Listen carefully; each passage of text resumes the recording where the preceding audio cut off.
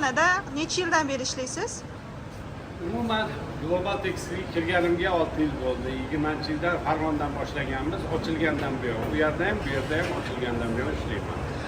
Aka, yangi xodimni ishga olayotganda birinchi nimaga e'tibor berasiz va ish jarayonini o'rgatishda birinchi nimadan boshlaysiz? Birinchi yangi ishchi kelganda avvalambor gigiyenani o'rgatamiz, unga tozalikni, keyin saviyasiga, mahoratiga qarab o'sha yoqdan davom ettirib ketamiz. O'rgatamiz, tarbiyalaymiz har tomonlama. Assalomu alaykum. Va alaykum assalom. Opa, sizga bitta savol bermoqchiman. Bemalol. Menyumizda har xil taomlar bor. Siz sevib tayyorlaydigan taom qaysi? Men sevib tayyorlaydigan taom somsa, tabaka, pirojkilarni juda ham havas bilan tayyorlayman. Ishchilarimiz ham mazza qilib yeyishadi. Xo'p, opa, bu taomlar tayyorlaganda qandaydir siringiz bormi? Uni bitta siri mehrda. Unga mehrimizni qo'shsak, hamma narsa zo'r bo'ladi. Rahmat. Assalomu alaykum, opa. Alaykum assalom. Sizga bitta savol bermoqchiman.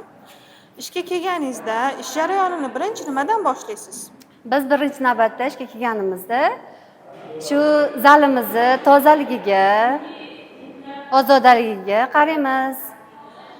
Shu oshxonamizga chiqayotgan barcha ishchilar toza, ozoda joyda ovqatlanishlariga harakat qilamiz. Shu ishimizdan mamnun bo'lishlarini istaymiz. Assalomu alaykum. Va alaykum assalom.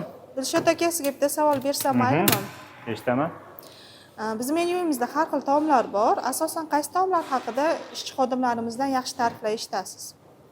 Endi bizda asosiy hamma taomlarimiz yaxshi, Xudoga shukr. Mana bizda endi ko'proq shu osh, somsa, shu narsalar yo'lga qo'yilgan. Haftada 2 marta osh bo'ladi, 1 marta somsa bo'ladi. Shularda ijobiy ta'riflar ko'proq eshitamiz mana shu ishchilarimizdan, boshqalardan. Xudoga shukr, mana bo'lishkalar hammasi ovqatlarimiz Xudoga shukr mazali. Yaxshi.